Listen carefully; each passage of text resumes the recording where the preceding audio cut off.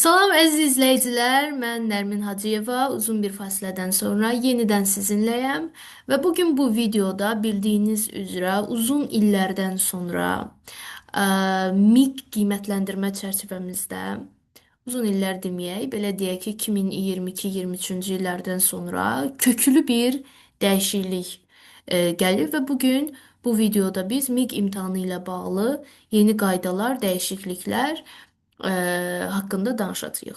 Dəyişikliklər təbii ki, ixtisas üzərində də bir çox fənlərdə, yəni mövcud bəzi fənlər var ki, hətta mən bildiyim, məsələn, tarix kimi mövzularda dəyişikliklər var. Ona görə tövsiyəm bundan ibarətdir ki, hər kəs öz ixtisasının da mövzularına baxsın. Amma təbii ki, hər birinizin yaralı yeri olan kurikulum metodika suallarımızda 2022-23-cü illərdən sonra belə deyək, %100 bir dəyişim qarşımızdadır. Təbii ki, mövcud mövzularımızdan da qalanlar var, amma qeyd edeyim ki, bu mövzular demək olar ki, tam dəyişikliyə uğrayıb. İlk başda bunu qeyd eləyək ki, bizim əvvəllər 3 bilirsiniz ki, bölgümüz var idi. Hüquqi savadlılıq, metodiki səriştəlik və pedaqoji səriştəlik. Və suallarımız fərqlilik üzrə bölünürdü. Bu il isə sırf metodika və pedaqogika hissəsinə cəmlənərək metodoloji səriştəliklə bağlı 10, pedaqoji səriştəliklə bağlı da 10 sual bizləri gözləyəcək. Və qeyd edeyim ki, bir çox mövzu artıq çıxarılıb, hansı ki, bunlar bizə lazımsızdır, amma eyni zamanda çıxarılmaqla bağlı yanaşı, daha doğrusu, yeni mövzularımız, yeni nəzəriyyələrimiz də əlavə olunub. Və bu təbii ki, bunu göstərəcək ki, yeni kitab bizləri gözləməli olacaq. Amma kitab gələnə qədər boşmu qalacağıq? Xeyr, təbii ki, mən yeni mövzularla bağlı video izahlar paylaşaraq sizləri müəyyən qədər də olsa mövzu ilə bağlı məlumatlandıracağam. Amma bir daha qeyd edirəm, təbii ki, bu məlumatlar ilkin məlumatlar olacaq. Çünki hal-hazırda tam dəqiqliyi ilə biz deyə bilmirik ki, bu mövzuları hansı prizmadan salacaqlar. Amma mövzularla bağlı müəyyən qədər də olsa sizdə anlayış formalaşdırmağa çalışacağam. İlk başda mövzularımıza keçməmişdən öncə bunu qeyd edeyim ki, hal-hazırda bu mövzulara baxaraq mən sizə üstündən bəlkə də bir həftə keçib, bir həftə bundan əvvəl paylaşmışdım ki, çox yaxında STEAM təhsil sisteminə keçid edəcəyik. Ki, bunu mən öncədən duyaraq qeyd edeyim ki, STEAM bəlkə də sertifikatını əldə eləyən müəllimlərdən biriyəm və qeyd edeyim ki, burada yox, onlayn olaraq Türkiyə Ankara Bilim Universitetindən bu sertifikatı əldə etmişəm.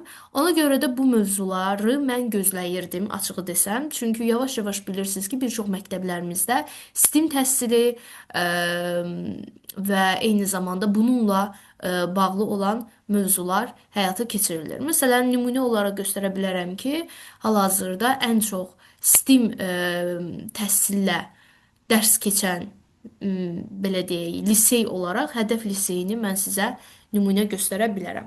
Amma yavaş-yavaş təbii ki, bilirsiniz ki, artıq ilk öncə təbiət fənni üçün müəllimləri təlimlərə cəlb elədilər və biz elə təbiət fənni ilə yavaş-yavaş STEM-ə keçid elədik və hal-hazırda bilirsiniz ki, məktəblərdə informatika əvəzinə rəqəmsal bacarıqların keçirilməsi də yavaş-yavaş bu təlim sisteminə keçid etməyimizə nümunə şəklində göstərilir. İlk başda indi isə gəlin keçək məzmun sahələrimizlə bağlı bizə hansı mövzular təqdim olunub, nələr qalıb və nələr yenilənib. İlk başda bunu qeyd edim ki, hüquqi savadlılıqla bağlı olan bizim mövzularımız ki var idi. Təhsil haqqında qanun, hüquq və vəzifələr və bilirsiniz ki, illərdir bəlkə də bu mövzu ilə bağlı sual düşmürdü, amma biz öyrənirdik və o mövzu artıq çıxarılıb. Yəni artıq qanundur, hüquqi savadlılıqdır, nə bilim vəzifələrdir, hüquqlardır. Bununla bağlı suallar təqdim olunmayacaq. O bölməmizdən bizim üçün saxlanılan yeganə mövzu inteqrasiya mövzusudur. Və ümumiyyətlə inteqrasiya mövzusunu biz niyə görə saxlamışıq? Çünki STEAM təhsilin kökü inteqrasiyadır. Ümumiyyətlə, gəlin biz mövzulara keçməmişdən əvvəl mən sizə qısa formada STEAM nədir? STEAM təhsilin məqsədi nədən ibarətdir? Bu haqqda danışım. Ümumiyyətlə, STEAM ingilis sözlərinin baş hərfləri ilə birləşib science, elm, technology, texnologiya, engineering, mühəndislik, art, incəsənət və mathematics, riyaziyyat sözlərinin baş hərflərindən ibarət olan bir təhsil metodudur. Və qeyd eləyək ki, bəzilərdə STEAM, bəzilərdə STEM, yəni orada art, incəsənət hissəsi ixtisara uğraya bilər. Bu metod şagirdlərin yaradıcılığını, tənqidi düşüncəsini, fənlərarası əlaqəni inkişaf etdirməyi əsas hədəfləyən bir təhsil sistemidir. Burada uşaqların müasir metodlarla 21-ci əsr bacarıqları formalaşdırılaraq və xüsusilə də inteqrativ şəkildə öyrənməsi əks olunan bir təhsil sistemidir. Əslində kurikulumdan müəyyən qədər yaxınlığı var, amma bir balaca dəyişikliyi var. Çünki burada bir neçə fənnin birlikdə inteqrasiya olunmuş formada həyata keçirilməsi, yəni tədris edilməsindən söhbət açılır. Yadınıza gəlirsə, biz sizinlə layihə əsaslı təlim metodu keçmişdik və mən orada layihə əsaslı təlim metodunda hər dəfə vurğulayırdım ki, xüsusilə STEAM təhsil sistemində layihə əsaslı təlimdən istifadə olunur və layihə əsaslı təlim metodunun da əsas nöqteyi nəzəri olaraq biz nəyi vurğulayırdıq? Vurğulayırdıq ki, bir neçə fən burada əlaqəli şəkildə fənlərarası inteqrasiyadan istifadə olunaraq həyata keçirilir və mən hətta sizə demişdim ki, layihə əsaslı təlim metodundan istifadə zamanı eyni zamanda STEAM-də əslində onun fən proqramıdır, illik planlaşdırmasıdır. Bir neçə müəllim birlikdə oturub fənləri inteqrasiya edərək birlikdə hazırlamalıdır. Uzun bir prosesi əhatə edirmi? Edir. Hətta bir yarım ili də deyirdik, əhatə eləyə bilərdi. Amma şagirdi real həyata hazırlamağa kömək edir. Məqsədi uşaqda yaradıcılığı və məntiqi təfəkkürü formalaşdırmaqdır. Xüsusilə riyaziyyat və elm sahələrində şagirdin öyrəndiyi bilikləri yaradıcı layihələrdə tətbiq etməyi onlara aşılamaq, problemi necə həll etməyi şagirdə öyrətmək. Bu zamanda xüsusilə biz dünyəvi problemlərdən istifadə etməliyik və uşaqlar da orada mühəndislik və texnoloji yanaşmalarla həll yolları tapmalıdırlar. Uşaqlar da eyni zamanda 21-ci əsr bacarıqlarından qrup işidir, yəni əməkdaşlıq etməkdir, tənqidi düşünmədir, layihə əsaslı öyrənmə kimi bacarıqlar inkişaf olunur və uşaq təcrübə qazanır. Nəzəri bilikləri real həyatda tətbiq edərək təcrübə qazanır. Niyə görə biz bugün STEAM-dən istifadə edirik? Çünki daha əhatəli və yaradıcı bir yanaşmanı təmin edir və şagirdlər üçün dərsə marağı artırır və onları dərslərdə daha fəal iştirak etməyə həvəsləndirir və eyni zamanda şagirdi real həyata hazırlayır, yəni cəmiyyətə qazandırır. Və buna görə də yavaş-yavaş biz artıq buna keçid etməyimizi görürük. İlk başda bunu qeyd edeyim ki, əslində dərk etsək çox maraqlı bir təlim modelidir. Düzdür, yenə də mən kurikulumda dediyim kimi burada da qeyd eləyəcəm ki, biraz Azərbaycan belə deyək, adət-ənənələrinə uyğun gəlməyən bir təlim modelidir. Biraz belə deyək də səbir tələb edən bir təlim modelidir bizim uyğunlaşmağımız üçün. Amma müasir uşaqlarımızı göz önünə gətirsək, bu təlim modelindən istifadə eləməyimiz, təlim metodundan istifadə eləməyimiz mənə elə gəlir ki, müsbət nəticələnə bilər. Amma bir daha deyirəm, kurikulumda da dediyim kimi, əgər dərk edib, düzgün şəkildə dərk edib və düzgün şəkildə tətbiq etsək, biz uğurlu nəticələr əldə edə bilərik. Ümid edirəm ki, son yaxşı olar, nəticə yaxşı olar və keçid alaq mövzularımıza yenidən. Və bir daha təkrar edirəm ki, inteqrasiya mövzumuz olduğu kimi qalır, 21-ci əsr bacarıqları olduğu kimi qalır. Yəni kompetensiyalarımız, burada dəyişiklik yoxdur. Təfəkkürün növləri mövzumuz hər zamanki kimi bizimlədir, amma yadınıza gəlirsə, əvvəllər çıxarıldı, sonra daxil oldu, sonra yenə çıxarıldı və yenidən daxil oldu. Abstrakt təfəkkürün bilirik ki, biz hər zaman deyirik, əslində növləri çoxdur, amma biz sadəcə üçünə köklənmişdik, məntiqi tənqidi yaradıcı, amma hal-hazırdakı təlim modelimizə uyğun olaraq abstrakt, analitik, praktik və produktiv təfəkkür növlərindən də biz danışacağıq. Və təbii ki, bunlar haqqında məlumatı mən bir-bir videolarla sizə aydın şəkildə izah eləməyə çalışacağam. Metakognitiv bacarıqların formalaşdırılması metodikası bilirsiniz ki, keçən ildə var idi, bu ildə var. Bilik olduğu kimi qalır, fəaliyyət olduğu kimi qalır. Bloom'un idrak taksonomiyası yenə də bizimləndi və yeni bir mövzu. Yəni tamamilə yeni bir mövzumuz səriştə əsaslı tapşırıqların hazırlanması mövzusudur və mənim növbəti videom məhz bu mövzu ilə bağlı olacaq. Doktor Norman Webb'in, daha əslində bu Webb'dir, Webb'in dərin bilik səviyyələri nəzəriyyəsi ilə biz tanış olacağıq. Bu nəzəriyyə Bloom'un idrak taksonomiyası nəzəriyyəsi ilə yaxındır. Cüzi fərqlər var. Mən bu mövzunu izah eləyəndə Bloom'la Webb'in nəzəriyyələrinin də fərqini sizlərə çatdırmağa çalışacağam. Təlimin forma və modelləri eyni ilə olduğu kimi yenə də bizimləndir. Hansı ki, birbaşadır, layihədir, oyundur, problemdir, araşdırmadır və sinxron-asinxron yanaşmadır. Yəni hələ də bizləndir. Strategiya və texnikalarımız bizləndir, amma buradakı cüzi fərqlilik nədir? Biz artıq strategiyaları analitik strategiyalar, əməkdaşlıq, kommunikasiya və refleksiya strategiyaları olaraq böləcəyik. Bu haqda da geniş danışarıq. Planlaşdırma təbii ki, hər zamanki kimi bizimləndir. Şagird yönümlü təlimin təşkili, hansı ki, dərs mərhələləri ilə bağlı olan məsələmiz, şagirdin dərsə cəlb olunması, sual-cavab, əməkdaşlıq, refleksiya məsələsi yenə də bizləndir. Müəllimin fasilitasiya bacarığı yenə də bizləndir. Çünki hər nə qədər biz təlim modelimizi dəyişməyə çalışsaq da, yenə də müəllimin rolu kurikulumda olduğu kimi sistemdə də eyni olaraq qalmağa davam edir. Yəni biz orada da bələdçilik rolunu oynayırdıq, yenə də bələdçi olaraq şagirdə yol göstərən rolunu oynayırıq. Ona görə fasilitasiya bacarığımız bizimlədir. Fərdiləşmiş təlim bilirsiniz ki, inklüziv, diferensial, əvvəl ayrı-ayrı keçirdik. Artıq biz bilirik ki, eynidir, bərabərləşiblər hal-hazırda və buna görə də fərdiləşdirilmiş təlim olaraq qeyd edirik. Öyrənmə tərzlərini keçəcək və sistemin necə deyərlər, incə toxumları sırf bu yeni mövzuda özünü cəmləyəcək. Təlimdə rəqəmsal vasitələr və süni intellekt mövzusu əlavə olunub. Biz burada Google Classroom, Kahoot Quizzes, ChatGPT, Canva for Education proqramları ilə bağlı məlumatlar əldə edəcəyik. Necə onlayn sorğular, suallar hazırlaya bilərik? Bu proqramlardan nə məqsədlə istifadə olunur? Bunlarla bağlı biz mövzularımızı əldə edəcəyik. Daha sonra tədrisdə dizayn düşüncəsi yeni bir mövzudur. Design thinking. Bu da şagirdlər üçün və STEM təhsilin ana mövzularından biridir ki, biz bunlarla hər biri ilə bir daha qeyd edirəm, ayrı-ayrı videolarda tanış olacaq. Qiymətləndirmə bölməmiz yenə də bizimlə qalır, təbii ki, çünki çox vacibdir.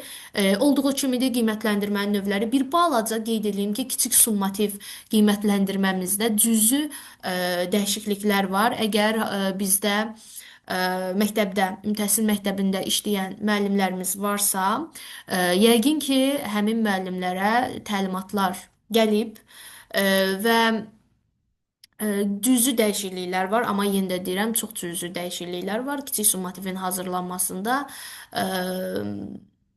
bir ipucu kimi deyim ki, artıq kiçik summativ qiymətləndirmə bir həftə öncədən hazırlanmalı, minimum bir həftə öncədən hazırlanmalı. Direktor müavini tərəfindən və metod birləşmə rəhbəri tərəfindən izlənilməli, baxılmalı, incələnməli və daha sonra imzalanmalıdır və bilirik ki, yəni sual limitimiz yox idi. Artıq 16 sualdan ibarət olmalıdır. Müəyyən yenə də kiçik summativ qiymətləndirmədə bal sistemləri olmalıdır. Xarici dillərdə xüsusilə sonuncu, yarımilin sonuncu summativi sırf speaking, yəni danışma bölməsi ilə bağlı bir summativ olmalıdır. Onun da qiymətləndirmə meyarları öncədən şagirdlərə təqdim olunmalıdır. Yəni belə bir cüzi bir dəyişikliklərimiz var. Bu haqda yenə də biz təbii ki, danışacağıq. Formativdir, qiymətləndirmə meyarlarıdır, yəni olduğu kimi qalır və gəlirik ən çox dəyişikliklərin mövcud olduğu pedaqoji səriştəlik hissəmizə.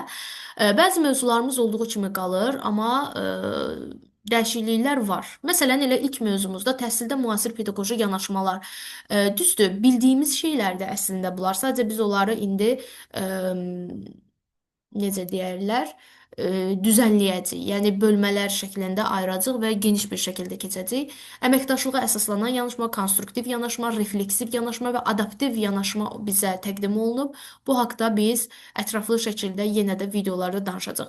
Şəxsiyyətin formalaşması mövzusu olduğu kimi qalır. Müəllimin bu inkişafda rolu olduğu kimi qalır. Bilinən nəzəriyyələrimiz yerindədir. Gardnerdir, Piagetdir, Vygotskydir, Dweckdir, Kohlbergdir, Gagnedir, Golemandır. Carl Jung'u biz əvvəlcə şəxsiyyətin içərisində keçirdik. Bunu ayırıblar. Daha geniş təbii ki keçəcək, amma bilirik ki, Carl Jung psixoloji tiplər haqqında nəzəriyyə yazıb. Hansı ki, ekstravert, introvert məsələsi. Bu haqda da geniş şəkildə təqdim olunacaq. Təbii ki, bunu universitetdə pedaqogika bölməsində geniş bir şəkildə öyrənmişik.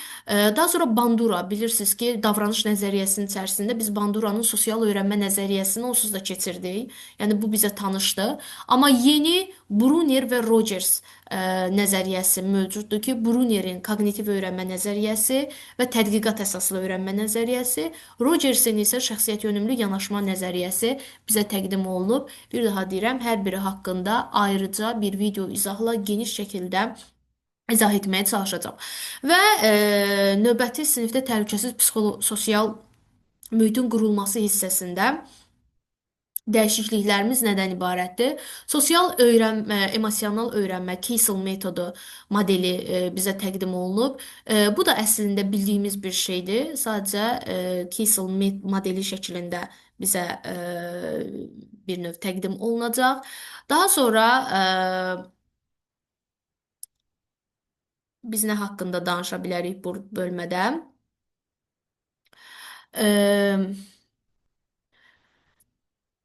Deməli, bu arada onu qeyd edim ki, Kiesel modeli hansı ki o bizim 5 duyğu orqanımız ki var idi, yetərliliyimiz ki var idi. O haqda bizə məlumat verəcək. 1994-cü ildə yaradılan bir modeldir və bu modelin əsas məqsədi sosial və hiss öyrənmənin sinifdə tətbiqi kimi nəzərdə tutulur. Yenə də ətraflı şəkildə biz bunu keçəcəyik. Bir növ Golemanın emosional zəka nəzəriyyəsi ilə bağlılığı var. Daha sonra təlim prosesində səmərəli öyrənmə mühitinin qurulması bu mövzumuz olduğu kimi qalır. Yəni heç bir dəyişiklik yoxdur. Pozitiv intizam və bərpa edici yanaşma. Bilirsiniz ki, hal-hazırda ən çox dərin məsələlərimizdən biri şagirdlərdə intizam və onlarda hər hansısa bir problemin bərpa edilməsidir və bu haqda bu da yeni bir mövzudur. Psixoloji cəhətdən yanaşmadır. Təbii ki, bildiyimiz məsələlər olacaq. Mənə elə gəlir ki, çox da sizə bu mövzu çətin gəlməyəcək. Sinfi idarə edilməsi mexanizmlərimiz olduğu kimi qalır. Qayda, prosedur, gözlənti, buzqıran strategiyaları, sinif daxili problemlərin idarə edilməsi, müəllim-şagird valideyn münasibətlərimiz olduğu kimi qalır. Şagird davranışının idarə olunması, bilirsiniz ki, yenə də behaviorizm nəzəriyyəsi, yəni mövzumuz olduğu kimi qalır və qısnama. Bullying vacib mövzularımızdan biridir, gündəmimizdə olduğu kimi qalır. Gördüyünüz kimi bu bizim deməli metodikada olan yeniliklərimizdir. 10-10 bərabər suallar düşəcək. Metodiki səriştəlikdə, hansı ki, qiymətləndirməyə qədər olan hissədə 10, pedaqoji səriştəlik, yəni nəzəriyyələr hissəsində və təhlükəsiz sosial psixoloji mühitin qurulması hissəsində də 10 sual bizə təqdim olunacaq. Hər bir yeniliklə bağlı bir daha qeyd edirəm ki, video izah çəkməyə çalışacağam və sizi aydınlatmağa çalışacağam. Amma təbii ki, bu dəyişikliklər yeni kitabın gəlişini də qaçınılmaz edir. Ona görə də yeni hazırlaşanlar tövsiyəm budur ki, hələ heç bir kitab almayın. Çox güman ki, yanvardan sonra çıxır adətən kitablar. Ki, yəni yanvardan sonra İnşallah bu haqda daha ətraflı danışarıq və qeyd eləyim ki, bir daha qeyd eləyirəm ki, mənim yeni mövzularla bağlı olacaq izahlarım sadəcə və sadəcə sizdə ilkin təəssüratın yaradılması üçün olacaq. Çünki bu bilirsiniz ki, məsələn, bir nəzəriyyə geniş bir şəkildədir. Düzdür, mahiyyət eyni olaraq qalacaq. Amma məsələn, Piaget'in orijinal nəzəriyyəsində mərhələlərin adı deyək ki, tamam başqadır, amma gördük ki, bizə başqa bir şəkildə təqdim olundu. Necə ki, yəni bu da ilkin bir təəssürat yaratmaq üçündür sizdə. Daha sonralar kitab çıxarkən yenidən eyni mövzularla bağlı yeni video izahlar da sizlərlə bölüşə bilərəm. E, Bu videomuzdan bu qədər. Ümid edirəm ki, hər biriniz çərçivə sənədi ilə tanış oldunuz və e, bir daha qeyd edirəm ki, ümumiyyətlə öz fənninizin də metodik çərçivəsinə baxın. Çünki bəzi fənlərdə dəyişikliklər var, bəzi fənlərdə mövzular çıxarılıb və ya yeni mövzular əlavə olunub. Məsələn, tarix fənnini bayaq mən sizə nümunə göstərdim. Ola bilər ki, çox güman ki, məsələn, ədəbiyyatda da ola bilər, yəni digər fənlərdə də ola bilər. Səhv etmirəmsə, məsələn, ingilis dili fənnində də müəyyən cüzi dəyişikliklər var. Sual sayı prizmasında e, oxuyub anlama, səhv etmirəmsə, suallarının sayı çoxalıb. Yəni ona görə də diqqətlə metodik çərçivənizi izləməyi tövsiyə eləyirəm. Bu videodan bu qədər. Ümid eləyirəm ki, sizin üçün metodik çərçivəni aydınlaşdıra bildim. Sağ olun, görüşərik.